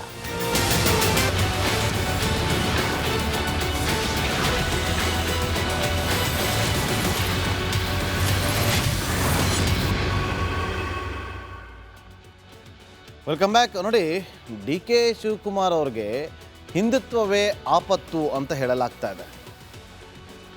ಅದೇನೇ ಆಗಿರ್ಬೋದು, ಅವರು ಸಾಫ್ಟ್ ಹಿಂದುತ್ವದ ಜಪವನ್ನು ಏನು ಮಾಡ್ತಿದ್ದಾರೆ, ಇದು ಇವತ್ತಲ್ಲ ಮುಂದೊಂದು ದಿನ ಅವರ ಕೈ ಹಿಡಿಯುತ್ತೆ ಅನ್ನೋದು ಅವರ ಆಪ್ತರ ಮಾತು. ಹಾಗಾದರೆ ಡಿ ಕೆ ಶಿವಕುಮಾರ್ ಅವರಿಗೆ ಸಾಫ್ಟ್ ಹಿಂದುತ್ವದ ಅಸ್ತ್ರ ಶಾಪವಾಗುತ್ತಾ ಅನ್ನೋದು ಪ್ರಶ್ನೆಗಳಿಗೆ ಎದ್ದೊಳ್ತಾ ಇದೆ. ಇದೇ ಕಾರಣಕ್ಕೋಸ್ಕರ RSS ಗೀತೆ ಹಾಡಿದ್ರು ಅನ್ನೋ ಕಾರಣಕ್ಕೋಸ್ಕರ ರಾಹುಲ್ ಗಾಂಧಿಯವರು ಮೇಟ್ ಮಾಡೋದಕ್ಕೆ ಮುಂದೆ ಆಗ್ತಿಲ್ಲ ಅನ್ನೋದು ಕೂಡ ಗೊತ್ತಾಗ್ತಾ ಇದೆ. ಆದರೆ ಡಿ ಕೆ ಶಿವಕುಮಾರ್ ಅವರು ಹೇಳ್ತಾರೆ, ನಾನೊಬ್ಬ ಹಿಂದೂ ನಾಯಕ ಅಂತಲೇ ಹೇಳ್ಕೊಳ್ದವ್ರು. ಯಾವತ್ತೂ ಅವಕಾಶ ಸಿಕ್ಕಾಗಲೆಲ್ಲ ಡಿ ಕೆ ಶಿವಕುಮಾರ್ ಅವರು ಹಿಂದುತ್ವದ ಜಪವನ್ನು ಮಾಡ್ತಾರೆ. ನಾನೊಬ್ಬ ಹಿಂದೂ ಅಂತೇಳಿ ಎದೆ ತಟ್ಕೊಂಡು ಹೇಳ್ತಾರೋ. ಅಧಿಕಾರವನ್ನು ಹಿಡಿಯಲು ಶಸ್ತ್ರದ ಜೊತೆ ಶಾಸ್ತ್ರವೂ ಬೇಕು ಅನ್ನೋದ್ರ ಮೇಲೆ ಬಲವಾಗಿ ನಂಬಿಕೆ ಇಟ್ಟಿದ್ದಾರೆ ಡಿ ಕೆ ಶಿವಕುಮಾರ್ ಅವರು. ಸಿದ್ದರಾಮಯ್ಯ ಅವರು ನಾಸ್ತಿಕ ಆದರೆ ಡಿ ಕೆ ಶಿವಕುಮಾರ್ ಅವರು ಅಪ್ಪಟ ದೈವ ಭಕ್ತ. ಟೆಂಪಲ್ ರನ್ ಮಾಡ್ತಿರ್ತಾರೆ, ಪೂಜೆಗಳನ್ನು ಮಾಡಿಸ್ತಾ ಇರ್ತಾರೆ. ನಾವು ಗಮನಿಸಿದ್ದೀವಿ, CM ಸಿದ್ದರಾಮಯ್ಯ ಮತ್ತು DCM ಡಿ ಕೆ ಶಿವಕುಮಾರ್ ಬಣದ ನಡುವೆ ಇದೇ ವಿಚಾರವಾಗಿ, ಸೈದ್ಧಾಂತಿಕ ವಿಚಾರವಾಗಿ ಸಂಘರ್ಷಗಳು ನಡೀತಾನೆ ಇರುತ್ತೆ. ನೋಡಿ, ಡಿ ಕೆ ಶಿವಕುಮಾರ್ ಅವರು ದೈವ ಭಕ್ತ, ದೇವರ ಮೇಲೆ ಅಪಾರವಾದಂಥ ನಂಬಿಕೆಯನ್ನು ಇಟ್ಟಿರುವಂಥವರು. ಹಾಗಾಗಿ ಟೆಂಪಲ್ ರನ್ನನ್ನು ಮಾಡ್ತಿರ್ತಾರೆ, ಹೊರ ರಾಜ್ಯದಲ್ಲೂ ಕೂಡ ಯಾಗ ಎಲ್ಲವನ್ನ ಕೂಡ ಮಾಡ್ತಾರೆ. ಆದರೆ ಇದನ್ನು ಬೇರೆ ರೀತಿಯಾಗಿ ಬಿಂಬಿಸೋದಕ್ಕೆ, ಅಧಿಕಾರಕ್ಕೋಸ್ಕರ ಈ ರೀತಿಯಾಗಿ ಮಾಡ್ತಿದ್ದಾರೆ ಅಂತೇಳಿ ಬಿಂಬಿಸುವಂಥ ಕೆಲಸಗಳು ಸುಮಾರು ಬರೀ ಆಗಿದೆ. ಸದ್ಗುರು ಕಾರ್ಯಕ್ರಮದಲ್ಲಿ ಅಮಿತ್ ಶಾ ಅವ್ರ ಜೊತೆ ವೇದಿಕೆಯನ್ನು ಹಂಚ್ಕೊಳ್ತಾರೆ. ಇಬ್ಬರು ಅಕ್ಕಪಕ್ಕದಲ್ಲಿ ಕೂತ್ಕೊಳ್ತಾರೆ. ಅರ್ಧ ಗಂಟೆ ಮಾತಾಡಿದ್ರು. ಅದಕ್ಕೆ ಏನೇನೋ ಚರ್ಚೆಗಳು ಶುರುವಾಯಿತು. BJPಗೆ ಬರ್ತಾರಂತೆ, ಡಿ ಕೆ ಶಿವಕುಮಾರ್ ಅಂತಿಮ ಮಾತುಕತೆ ಆಗಿದೆಯಂತೆ, ಅವರು ಹಿಂದುತ್ವದ ಜಪವನ್ನು ಮಾಡ್ತಿದ್ದಾರೆ, ಅವರಿಗೆ BJP ಲಿಫ್ಟ್ ಮಾಡೋದು ಸತ್ಯ, ಕಾಂಗ್ರೆಸ್ಸಿಂದ ಹೊರಗಡೆ ಬರ್ತಾರೆ, ಅವ್ರ ಜೊತೆ ಒಂದಷ್ಟು ಜನ ವಾಪಸ್ ಬಂದುಬಿಡ್ತಾರೆ. ಈ ಥರದ್ದೆಲ್ಲ ಚರ್ಚೆಗಳಾಯಿತು. ಆ ಚರ್ಚೆಗಳು ಆಗೋದಕ್ಕೂ ಹೈಕಮಾಂಡ್ ಎಂಟ್ರಿ ಆಯಿತು. ಏನಾಗಲ್ಲ, ಸುಮ್ಮನೆ ಇರಿ ಅಂತೇಳಿ ಕುಟುಂಬ ಸಮೇತವಾಗಿ ಅವರು ಕುಂಭಮೇಳದಲ್ಲೂ ಕೂಡ ಭಾಗಿಯಾದರು.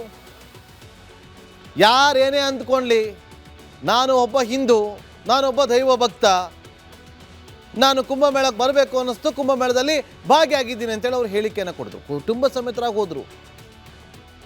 ಆದರೆ ಇದೇ ರಾಹುಲ್ ಗಾಂಧಿ ಅವರು ಕುಂಭಮೇಳದ ಬಗ್ಗೆ ತಕರಾರನ್ನು ಎತ್ತಿದ್ರು. ಇದೊಂದು ವ್ಯಾಪಾರ ಅಂಥೇಳಿ ಒಂದು ಆರೋಪವನ್ನು ಕೂಡ ಮಾಡುವಂಥ ಕೆಲಸವನ್ನು ಮಾಡಿದರು. ಜೊತೆಗೆ ದೇಶಾದ್ಯಂತ ರಾಹುಲ್ ಗಾಂಧಿಯವರು RSS ವಿರುದ್ಧ ಸಮರವನ್ನು ಸಾರ್ತಾರೆ. ಆದರೆ RSS ವಿರುದ್ಧ ತುಟಿಕ್ ಪಿಟಿಕ್ ಅಂತ ಹೇಳೋದಿಲ್ಲ DCM ಡಿ ಕೆ ಶಿವಕುಮಾರ್ ಅವರು. ಸದಾ ವತ್ಸಲೆ ಮಾತೃಭೂಮಿ ಅಂತೇಳಿ ಹಾಡನ್ನು ಹೇಳ್ತಾರೆ ಸದನದಲ್ಲಿ. ಅವರು ಹಿಂದುತ್ವದ ಜಪವನ್ನು ಮಾಡ್ತಿದ್ದಾರೆ, ಇಲ್ಲ ಅಂತಲ್ಲ. ಒಂದು ಕಡೆ ಡಿ ಕೆ ಶಿವಕುಮಾರ್ ಅವರ ಹಿಂದುತ್ವದ ಜಪ, ಮತ್ತೊಂದು ಕಡೆ ಸಿದ್ದರಾಮಯ್ಯ ಅವರ ಅಹಿಂದ ಜಪ, ಇವೆರಡೂ ಕೂಡ ಒಟ್ಟೊಟ್ಟಿಗೆ ಓಟ್ ಬಿದ್ದಿದ್ದಕ್ಕೇನೆ 130+ ಇರೋದು ಇವತ್ತು ಕಾಂಗ್ರೆಸ್ನ ಶಾಸಕರು. ಆದರೆ ಈ ಹಿಂದುತ್ವದ ಜಪದಿಂದ ರಾಜ್ಯ ಸರ್ಕಾರಕ್ಕೆ ಹಿನ್ನಡೆ ಆಗತ್ತೆ ಅಂತೇಳಿ ಅದನ್ನು ಬಿಂಬಿಸುವಂಥ ಕೆಲಸಗಳಾಗ್ತಾ ಇದೆ. ಕೆಲ ನಾಯಕರು ಹೋಗಿ ಹೈಕಮಾಂಡ್ಗೆ ದೂರನ್ನು ಕೊಟ್ಟು ಬಂದಿದ್ದಾರೆ. ನಿಮಗೆ ಚೆನ್ನಾಗಿ ಗೊತ್ತಿರಲಿ, ಇವತ್ತು ಬಿಹಾರದಲ್ಲಿ ಕಾಂಗ್ರೆಸ್ 6 ಸ್ಥಾನಗಳನ್ನು ಗೆಲ್ತು. ಎಷ್ಟು? 6 ಸ್ಥಾನಗಳು. ಅದಕ್ಕೆ ಒಂದಷ್ಟು ಜನ ನೀವು ಸೋಷಿಯಲ್ ಮೀಡಿಯಾದಲ್ಲಿ ಹೋಗಿ ಅಥವಾ ರಾಜಕೀಯ ವಿಶ್ಲೇಷಕರನ್ನ ಕೇಳಿ ಏನಿರ್ಬೋದು ಕಾರಣ ಅಂತೇಳಿ. ಯಾರೋ ಇಬ್ಬರು ನಾಯಕರು ಕೊಟ್ಟಂಥ ಸ್ಟೇಟ್ಮೆಂಟ್ ನಮ್ಗೆ ಇಷ್ಟೊಂದು ತೊಂದರೆ ಆಯಿತು ಅಂತೇಳಿ. ಒಂದು ಯಾರು ಅಂತ ಹೇಳ್ತೀನಿ, ತೆಲಂಗಾಣದ CM ರೇವಂತ್ ರೆಡ್ಡಿ ಅವರು ಕೊಟ್ಟಂಥ ಒಂದು ಹೇಳಿಕೆ, ಅದು ದೊಡ್ಡ ಮಟ್ಟದಲ್ಲಿ ಅವ್ರಿಗೆ ಬ್ಯಾಕ್ ಸ್ಟ್ಯಾಪ್ ಆಗಿದೆ ಅನ್ನೋದು ರಾಜಕೀಯ ವಿಶ್ಲೇಷಕರು ಹೇಳ್ತಾರೆ. ಕಾಂಗ್ರೆಸ್ನ ಕೆಲ ನಾಯಕರು ಕೂಡ ಹೇಳ್ಕೊಳ್ತಾರೆ, ಸುಳ್ಳಲ್ಲ. ಹಾಗಾಗಿ ಇವರು ಮಾಡ್ತಾ ಇರುವಂಥ ಹಿಂದೂ ಜಪ ಏನಿದೆಯಲ್ಲ, ಅದು ಇವತ್ತಲ್ಲ ನಾಳೆ ಒಂದು ದಿನ ಕಾಂಗ್ರೆಸ್ಗೆ ಅದು ಲಾಭ ಆಗುತ್ತೆ ಅನ್ನೋದು ಅವ್ರು ನಂಬ್ಕೊಂಡಿದ್ದಾರೆ. ಆದರೆ ಅದನ್ನು ಕೆಲವರು ಬೇರೆಯದೇ ರೀತಿಯಲ್ಲಿ ಪೋರ್ಟ್ರೇಟ್ ಮಾಡೋದಕ್ಕೆ ಮುಂದಾಗ್ತಾರೆ, ಅದನ್ನು ಮ್ಯಾನಿಪ್ಯುಲೇಟ್ ಮಾಡುವಂಥ ಪ್ರಯತ್ನಗಳು ಆಗ್ತಾ ಇದೆ ಅನ್ನೋದು ಚರ್ಚೆಗಳಂತೂ ಆಗ್ತಾ ಇದೆ. ಆದರೆ ರಾಜ್ಯದಲ್ಲಿ BJP ಕೌಂಟರ್ ಮಾಡಲು ನಾವು ಹಿಂದೂ ಜಪವನ್ನು ಮಾಡಲಿಲ್ಲ ಅಂತಂದರೆ ಮುಂದೆ ದಿನ ಕಷ್ಟ ಅನ್ನೋದು ಕೆಲವರು ಹೇಳ್ತಾರೆ. ಹಿಂದುತ್ವ ಜಪ ಮಾಡೋದ್ರಿಂದ ನಾವು BJPನ ಎದುರಿಸೋದಕ್ಕಾಗೋದಿಲ್ಲ. BJP ಕೂಡ ಹಿಂದುತ್ವ ಜಪವನ್ನು ಮಾಡ್ತಾರೆ, ಇವರು ಕೂಡ ಮಾಡಿಬಿಟ್ರೆ, ನಮ್ಮವರೇ ಮಾಡಿಬಿಟ್ರೆ ಅದು ಕಷ್ಟ ಅಂತ ಕೆಲವರು ಹೇಳ್ಕೊಂಬಂದಾರೆ. ಆದರೆ DK ಶಿವಕುಮಾರ್ ಅವರ ಪ್ಲ್ಯಾನ್, ದೂರದೃಷ್ಟಿ ಅದೆಲ್ಲವೂ ಕೂಡ ಅವರಿಗೆ ಸಕ್ಸಸ್ ತಂದು ಕೊಡುತ್ತೆ ಅಂತೇಳಿ ತುಂಬ ಆಪ್ತರೊಬ್ಬರು ಹೇಳಿದ್ದಾರೆ. ಬಟ್ ಕಾದು ನೋಡಬೇಕು, ಇದು ಅವ್ರಿಗೆ ಆಪತ್ತು ತಂದಿದ್ಯಾ ಅಥವಾ ಮುಂದೆ ಅದು ಅವ್ರಿಗೆ ಒಳ್ಳೆಯದಾಗುತ್ತೆ ಅನ್ನೋದನ್ನು ಕಾಲನೇ ಉತ್ತರಿಸ್ಕೊಡ್ಬೇಕು. ಈಗ ಬ್ರೇಕ್.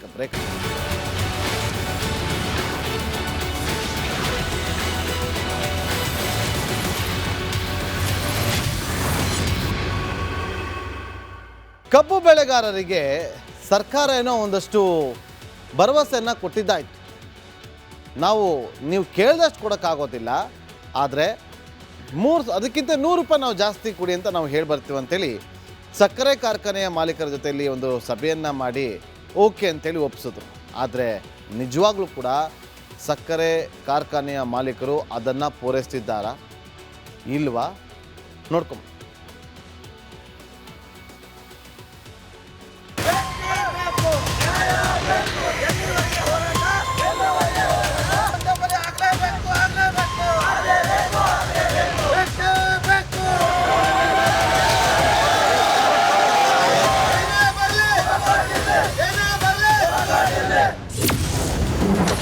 ಕಬ್ಬಿಗೆ ಬೆಂಬಲ ಬೆಲೆ ನೀಡುವಲ್ಲಿ ಡಬಲ್ ಗೇಮ್.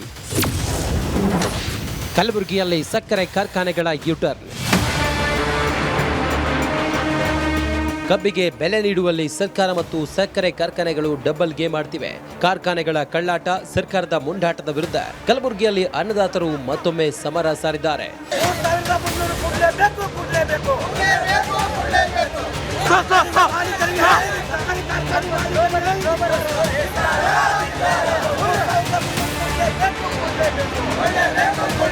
ಕಬ್ಬಿನ ಬೆಳೆ ಕಟಾವಿಗೆ ಬಂದರೂ ಬೆಂಬಲ ಬೆಲೆ ಮಾತ್ರ ಇನ್ನೂ ನಿಗದಿ ಆಗಿಲ್ಲ. ಕಲಬುರಗಿ ಜಿಲ್ಲೆ ಕಬ್ಬು ಬೆಳೆಗಾರರಿಗೆ ಪ್ರತಿ ಟನ್ ಕಬ್ಬಿಗೆ 3,160 ರೂಪಾಯಿ ನೀಡುವುದಾಗಿ ಜಿಲ್ಲಾಡಳಿತದ ಎದುರು ಸಕ್ಕರೆ ಕಾರ್ಖಾನೆಗಳು ಒಪ್ಪಿಕೊಂಡಿದ್ದರು. ರೈತರು ಕೂಡ ಸುಮ್ಮನಾಗಿದ್ರು. ಆದರೆ ಇದೀಗ ಸಕ್ಕರೆ ಕಾರ್ಖಾನೆಗಳು ಕೊಟ್ಟ ಮಾತು ತಪ್ಪಿದ್ದು 3,160 ರೂಪಾಯಿ ಬದಲು 2,900 ರೂಪಾಯಿ ನೀಡುವುದಾಗಿ ಹೇಳ್ತಿವೆ.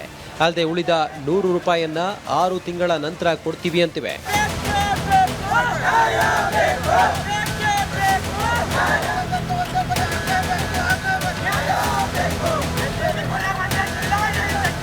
ಸಕ್ಕರೆ ಕಾರ್ಖಾನೆ ಮಾಲೀಕರ ವರ್ತನೆಗೆ ಕೆರಳಿದ ರೈತರು ಜಿಲ್ಲೆಯ 5 ಕಡೆಗಳಲ್ಲಿ ಪ್ರತಿಭಟನೆ ನಡೆಸಿದ್ರು.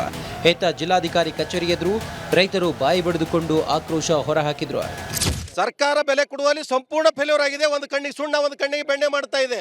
ಏನಾಗ್ತದೆ ಬೆಳಗಾವದಲ್ಲಿ ಯಾಕೆ 3,300, ನಂಬಲ್ಲಿ ಯಾಕೆ 3,000 ರೂಪಾಯಿ ನಿಗದಿ ಮಾಡ್ತಾ ಇದ್ದೀರಿ? ನಿಮಗೆ ಈ ರೈತರ ಬಗ್ಗೆ ಕಾಳಜಿ ಇಲ್ವಾ? ಈ ರೈತರ ಬಗ್ಗೆ ನಿಮಗೆ ಏನಾದರೂ ಸ್ವಲ್ಪ ಕರುಣೆ ಇದ್ರೆ ಅಲ್ಲಿ ಕೊಡೋದು ಬೆಲೆನೇ ಇಲ್ಲೇ ಕೊಡಬೇಕು, ಅಲ್ಲಿ ಮಾಡ್ತಕ್ಕಂಥ ದರ ನಿರ್ಧಾರ ಇಲ್ಲೇ ಮಾಡಬೇಕು. ಯಾಕಪ್ಪ ಇದೇ ಯಾಕೆ ತಾರತಮ್ಯ ಮಾಡ್ತಿದ್ದೀರಿ? ಒಂದು ಕಣ್ಣಿಗೆ ಸುಣ್ಣ, ಒಂದು ಕಣ್ಣಿಗೆ ಬೆಳೆಯುವಂಥದ್ದು ಮಾಡಬಾರ್ದು. ದಯವಿಟ್ಟು ಸರ್ಕಾರ ಎಚ್ಚೆತ್ಕೊಂಡು ಅಲ್ಲಿ ಕೊಡ್ತಕ್ಕಂಥ 3,300 ರೂಪಾಯಿ ನಮಗೆ ಕೊಡ್ಬೇಕಂತಕ್ಕಂಥದ್ದು ಆಗ್ರಹ ಮಾಡ್ತಾ ಇದ್ದೀವಿ. ಅಫಜಲ್ಪುರದ ಚೌಡಾಪುರ ಗ್ರಾಮದಲ್ಲಿ ಹೆದ್ದಾರಿ ತಡೆದು ಪ್ರತಿಭಟನೆ ನಡೆಸಿದ್ರು. KPR ಸಕ್ಕರೆ ಕಾರ್ಖಾನೆ ಕಳೆದ ವಾರ ಪ್ರತಿ ಟನ್ ಕಬ್ಬಿಗೆ 3,160 ರೂಪಾಯಿ ಕೊಡಲು ಒಪ್ಪಿದ್ದು ಈಗ ಸಡನ್ ಆಗಿ ಯೂಟರ್ನ್ ಹೊಡೆದಿದೆ ಅಂತ ಆರೋಪಿಸಿದ್ರು. ಇನ್ನೊಂದೆಡೆ ಆಳಂದದ NSL ಸಕ್ಕರೆ ಕಾರ್ಖಾನೆ ಮುಂದೆ ರೈತರು ಪ್ರತಿಭಟನೆ ನಡೆಸಿ ಫ್ಯಾಕ್ಟರಿ ವಿರುದ್ಧ ಕಿಡಿಕಾರಿದ್ರು. ರೈತ ವಿರೋಧಿ ಸರ್ಕಾರ ಅದ ರೀ. ರೈತರಿಗೆ ಉದ್ಧಾರ ಆಗಬಾರ್ದು, ಅವ್ರ ಮನಸ್ಸಿನಾಗ ಇಲ್ಲ ಅಂದಾಗೆ 3,300 ರೂಪಾಯಿ ಅಂತ ಹೇಳಿದ ಸರ್ಕಾರ ಈಗ ಮತ್ತೆ ರಿಕವರಿ ಮಗ ಅಂತ ಹೇಳತ್ತಾರ. ಇದು ಆಕ್ರಿ ಸರ್ಕಾರದ ರೈತ ಕೊಲ್ಲಬೇಕಂಬುದು ಅವ್ರ ಮನಸ್ಸಿನಾಗ ಅದ. ಹಿಂಗಾಗಿ ಅವ್ರು ನಾಟಕ ಮಾಡ್ತಾರ ಸರ್. ಯಾಕ್ರಿ ಈ ಬೆಳಗಾವಕ್ಕೆ ಏನ್ ಡಿಫರೆನ್ಸ್ ಅದ? ಏನೂ ಇಲ್ಲ. ಬ್ಯಾರ್ಯಾರು 3,400 ಕೊಡ್ತಾರಂತಲ್ರಿ. ಬ್ಯಾರ್ಯಾರು ಸರ್ಕಾರ ಬೇಕಿಲ್ಲ ಅವ್ರಿಗೆ. ಸರ್ಕಾರ 3,300 ಕೇಳಿದ್ರೆ ಒಬ್ಬ ಕಾರ್ಖಾನೆ ಬಂದ್ರೆ 3,400 ಹೇಳ್ತಾನೆ. ಮತ್ತು ಅವನಿಗೆ ಯಾವಾಗ ಪ್ರಾಫಿಟ್ ಅದ ಅಂದ್ರೆ ಇವ್ರ ಕಾರ್ಖಾನೆ ಸರ್ಕಾರ ಎಲ್ಲ ಒಂದೇ ಅದ ರೀ. ರೈತ ವಿರೋಧಿ ಸರ್ಕಾರ ಅದ. ಈ ಸರ್ಕಾರ ತೋಲ್ದ್ರೆ ಉಳಂಗಿಲ್ಲ. ಇವ್ರು ಎಂದ ರೈತರ ಮಣ್ಣ ಹಾಕ್ತಾರ, ಇವರು ಒಂದು ಮಣ್ಣ ಕೊಡ್ತಾರ ಸರ್.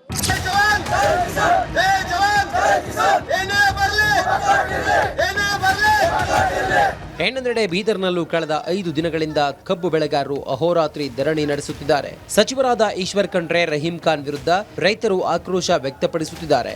ರಾಜ್ಯದಲ್ಲಿ ಇಷ್ಟೆಲ್ಲ ಹೋರಾಟದ ಮಧ್ಯೆ ಸಿಎಂ ದೆಹಲಿ ಪ್ರವಾಸಕ್ಕೆ ತೆರಳಿದ್ದಾರೆ. ಪ್ರಧಾನಿ ಭೇಟಿ ಮಾಡಿ ಕಬ್ಬು ಬೆಳೆಗಾರರು ಮತ್ತು ಕಾರ್ಖಾನೆ ಮಾಲೀಕರ ಸಮಸ್ಯೆ ಬಗ್ಗೆ ಚರ್ಚೆಗೆ ಮುಂದಾಗಿದ್ದಾರೆ. ಈ ಬಗ್ಗೆ ಸ್ವತಃ ಗೃಹ ಸಚಿವ ಡಾಕ್ಟರ್ ಜಿ ಪರಮೇಶ್ವರ್ ಪ್ರತಿಕ್ರಿಯೆ ನೀಡಿದ್ದಾರೆ.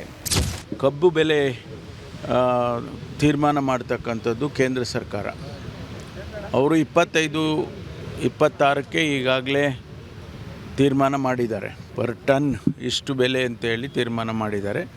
ಅದನ್ನು ಹೆಚ್ಚು ಕರ್ನಾಟಕದ ಮಟ್ಟಿಗೆ ಇನ್ನೂ ಹೆಚ್ಚು ಕೊಡಬೇಕಾಗ್ತದೆ ಅನ್ನೋವಂಥದ್ದನ್ನು ಅವರ ಮುಂದೆ ಇಡೋದಕ್ಕೂ ಕೂಡ ಸಾಧ್ಯತೆ ಇದೆ. ಒಟ್ನಲ್ಲಿ ತಣ್ಣಗಾಯಿತು ಅನ್ನುವಷ್ಟರಲ್ಲೇ ಕಬ್ಬು ಕದನದ ಜ್ವಾಲೆ ಮತ್ತಷ್ಟು ಹೆಚ್ಚಿದೆ. ಕೊಟ್ಟ ಮಾತು ತಪ್ಪಿದ್ದು ಸರ್ಕಾರವೋ ಅಥವಾ ಸಕ್ಕರೆ ಕಾರ್ಖಾನೆಗಳು ಎಂಬುದಕ್ಕೆ ಇನ್ನಷ್ಟೇ ಉತ್ತರ ಸಿಗಬೇಕಿದೆ. ನೊಂದ ರೈತರಿಗೆ ನ್ಯಾಯ ಸಿಗಬೇಕಿದೆ. Bureau report, Republic Kannada.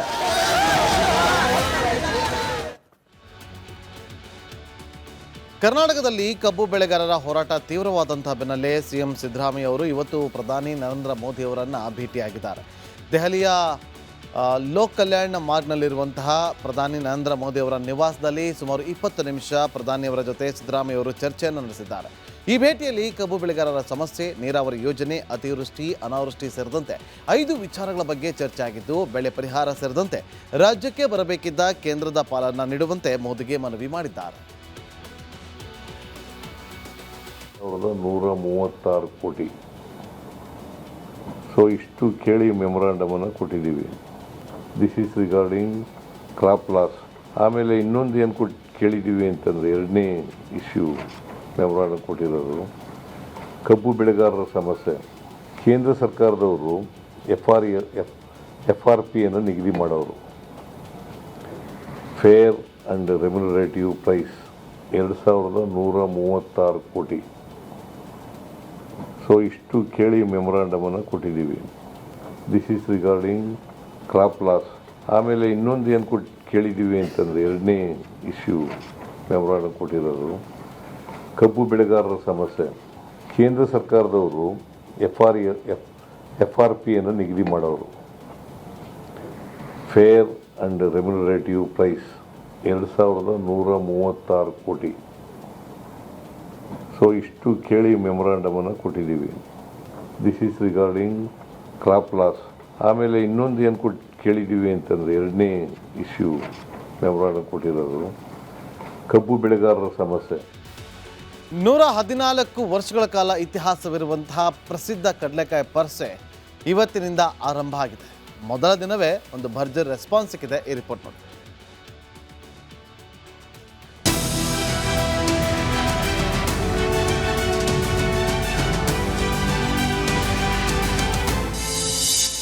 ಇಂದಿನಿಂದ ಬಸವನಗುಡಿ ಕಡಲೆಕಾಯಿ ಪರಿಷೆ. ಹಳ್ಳಿ ಸೊಗಡಿನ ದೇಸಿ ಜಾತ್ರೆಗೆ ಸಿಟಿ ಮಂದಿ ಫಿದಾ. ನೋಡಿದ ಕಡೆಯೆಲ್ಲ ಕಡಲೆಕಾಯಿ, ಹುರಿದ ಕಡಲೆಕಾಯಿ, ಬೇಯಿಸಿದ ಕಡಲೆಕಾಯಿ, ಬೇಕಂದ್ರೆ ಮಸಾಲೆ ಕಡಲೆಕಾಯಿ, ಸೇರು ಕಡಲೆಕಾಯಿ 50 ರೂಪಾಯಿ. ಈ ತರಹೇವಾರಿ ಕಡಲೆಕಾಯಿ ಪರಿಷೆಗೆ ಬಸವನಗುಡಿ ಸಾಕ್ಷಿಯಾಗಿದೆ. 114 ವರ್ಷಗಳಿಂದ ನಡೆದುಕೊಂಡು ಬರುತ್ತಿರುವಂತಹ ಇತಿಹಾಸ ಪ್ರಸಿದ್ಧ ಬಸವನಗುಡಿ ಕಡಲೆಕಾಯಿ ಪರಿಷೆ ಇಂದಿನಿಂದ ಆರಂಭಗೊಂಡಿದೆ. ನಂದಿಮೂರ್ತಿಗೆ ಕಡಲೆಕಾಯಿ ತುಲಾಭಾರ ಮಾಡುವ ಮೂಲಕ ಈ ವರ್ಷದ ಬಸವನಗುಡಿ ಕಡಲೆಕಾಯಿ ಪರಿಷೆಗೆ ಚಾಲನೆ ನೀಡಲಾಯಿತು. ಪ್ರತಿ ವರ್ಷ ಕಾರ್ತಿಕ ಮಾಸದಲ್ಲಿ ನಡೆಯುವಂತಹ ಕಡಲೆಕಾಯಿ ಪರೀಕ್ಷೆ ಸಾಮಾನ್ಯವಾಗಿ 2 ದಿನಗಳ ಕಾಲ ಇರುತ್ತದೆ. ಆದರೆ ಕಳೆದ ವರ್ಷದ ಭರ್ಜರಿ ರೆಸ್ಪಾನ್ಸ್ ಕಂಡ ಮುಜರಾಯಿ ಇಲಾಖೆ ಈ ವರ್ಷ 5 ದಿನಗಳ ಕಾಲ ಪರೀಕ್ಷೆ ಆಯೋಜಿಸಲಾಗಿದೆ.